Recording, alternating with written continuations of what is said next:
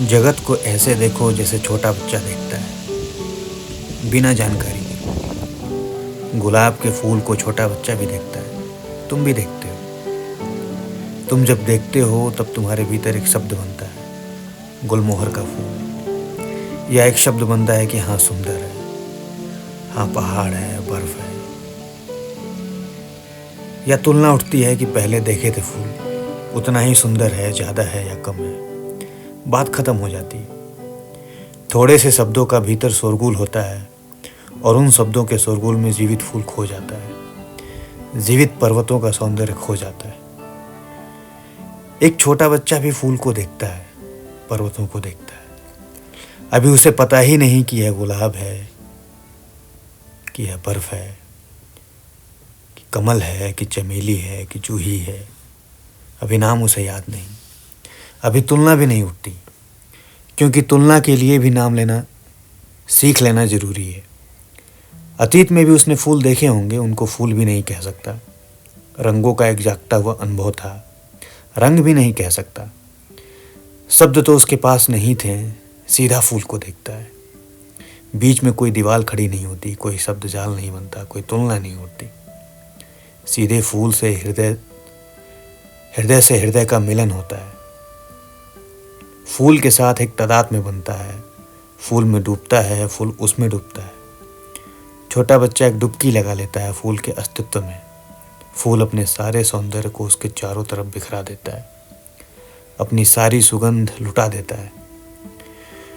छोटे बच्चे का जो अनुभव है गुलाब के फूल के पास या प्रकृति के बीच होने के पास, वह तुम लाख तरसो तब तक तुम्हें ना हो सकेगा जब तक तुम फिर से बच्चे ना हो जाओ।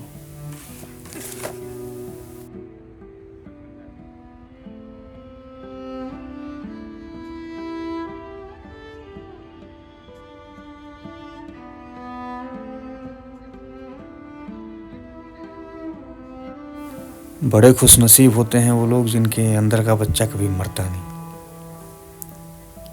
मेरे अंदर का बच्चा तो कभी नहीं मरा है, बल्कि वो हमेशा हर क्षण मेरे साथ रहता है। बस मौके चाहिए और फिर देखो, मैं कोई मौके चूकता नहीं हूं।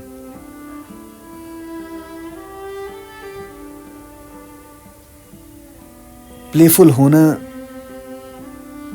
अपने आप में कितनी खूबसूरत और दिव्य घटना है। और प्लेफुल आप तब कब होते हैं? आप तभी हो सकते हैं जब आपके अंदर का बच्चा अपनी पूरी जीवंतता के साथ मौजूद हो, सक्रिय हो आपके अंदर। और फिर देखिए उसके बाद आपके चारों तरफ का जो सौंदर्य है उसमें आपकी सहजता, एक बच्चे की सहजता, फिर जो खूबसूरती पैदा करती है कि पूछिए मत।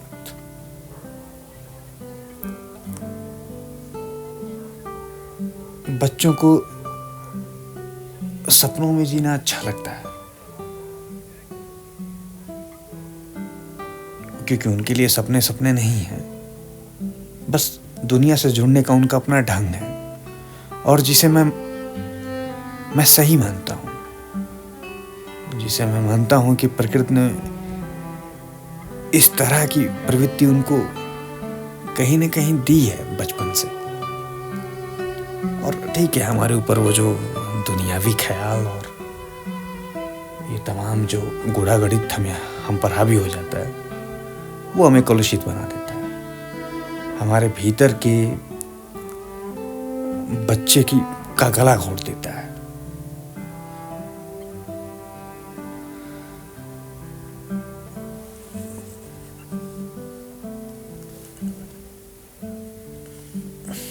इन दिनों मैं खलील जिब्रान की एक काव्य पढ़ता था, और संयोग से भी वो मेरे पास है, तो इस दृश्य के लिए मुझे लगता है कि मैं यहाँ पे बयां करूंगा उसे।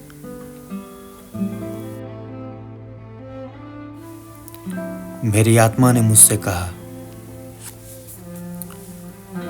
मेरी आत्मा मुझसे बोली और उसने उन सब वस्तुओं को जिनसे दूसरे आदमी घृणा करते हैं प्रेम करने का परामर्श दिया और उन लोगों को मित्र बनाने की सलाह दी जिनको दूसरे लोग बदनाम करते हैं। मेरी आत्मा ने मुझे परामर्श दिया और प्रकट कर दिया कि प्रेम केवल प्रेमी को ही प्रतिष्ठित नहीं करता, वरन जिसे प्रेम किया जाता है उसको भी महानता प्रदान करता है। इससे पहले प्रेम मेरे लिए दो समीपवर्ती फूलों के बीच एक जाले के धागे के समान था, पर अब वह एक ऐसा प्रभामंडल बन गया है जिसका न आदि है न अंत है, और जो हो चुका उसको आवृत किए हुए है, और जो भविष्य में होगा उसको आलिंगन में बांधने के लिए सदा सदा के लिए छुपते रहेगा। मेरी आत्मा ने मुझे परामर्श दिया और मुझे रूप रंग के ढके सौंदर्य को देखना सिखाया। मेरी आत्मा ने मुझे उन कुरूप समझे जाने वाली सब वस्तुओं को तब तक निरंतर देखने का आदेश दिया जब तक कि वे सुंदर ना दिखने लगे। पहले सौंदर्य मुझे धुएं के स्तंभों के बीच झिलमिलाते दीपकों के समान दिखाई देता था, पर अब धुआं उड़कर समाप्त हो गया और मैं सिवाय दीप शिखा के और कुछ नहीं देखता। मेरी आत्मा ने मुझसे कहा और यह आदेश दिया कि मैं उन स्वरों को सुनूं जो ना तो वाणी से फूटते हैं और ना कंठ से। उस दिन से पहले मैं अस्पष्ट सा सुनता था और सिवाय चिल्लाहट और शोर के मुझे कुछ सुनाई नहीं देता था, पर अब मैंने मौन को भी सुनना सीख लिया है। अब मैं उसके तारों में से युग युग के गीत सुन सकता हूँ जो अंतरिक्ष की प्रार्थनाएं उच्चारण करते हैं और अनंत काल के रहस्यों को प्रकट करते हैं। मेरी आत्मा ने मुझसे कहा और मुझे अपनी प्यास को उस मदिरा से बुझाने का परामर्श दिया जिसे प्यालों में नहीं ढाला जा सकता है, जिसे हाथ से नहीं उठाया जा सकता है और न होठों से छुआ जा सकता है। अब से पहले मेरी प्यास राख से ढकी हुई उस धुंधली चिंगारी के समान थी जिसे किसी भी प्रपात की एक बूंद से बुझाया जा सकता था, पर अब मेरी तीव्र इच्छा मेरी प्याला बन चुकी है। प्रेम मेरी मदिरा हो गया है और एकांत मेरा आनंद।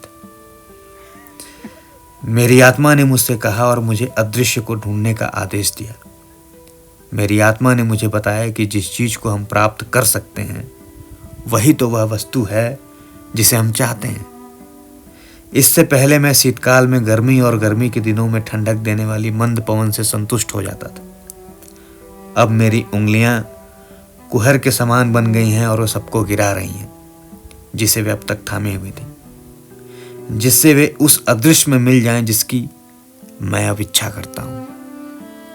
मेरी आत्मा ने मुझसे कहा और मुझे निमंत्रित किया कि मैं उस पौधे की सुगंधि को सूंघूं जिसकी न जड़ें हैं, न डाली, न फूल, और जिसे किसी आंख ने नहीं देखा है। पर आत्मा के मुझसे इस प्रकार कहने से पहले मैं उद्यान के सुंदर सुंदर सुगंधित फूलों, मधुर मधुर सुगंधिदायक बूटियों और धूपदानों में सुगंधि ढूंढता था, पर अब मैं केवल एक ही ऐसी सुगंधि से परिचित हूं जिसे शायद जलाया ना जा सके। अब मैं ऐसी वायु में सांस लेता हूं जो कि संसार के समस्त उद्यानों और लोक की समस्त वायु से अधिक सुगंधिपूर्ण है। मेरी आत्मा ने मुझसे कहा और मुझे यह कहने की आज्ञा दी कि अब कभी कोई और अपरिचित और साहसी व्यक्ति मुझे पुकारे तो मैं कहूं, मैं आता हूं। इससे पहले मैंने केवल हाट में सौदा बेचने वालों की आवाजों के सिवा न और किसी को उत्तर दिया था, और न मैं भलीभांति जाने बूझे और चले हुए मार्गों के सिवा और किसी मार्ग पर चला था। पर अब अपरिचित मुझे अपरिचित को ढूंढने में सवारी का काम देता है, और मार्ग एक ऐसी सीढ़ी बन गया है जिसके द्वारा मैं खतरनाक शिखरों पर चढ़ सकूं।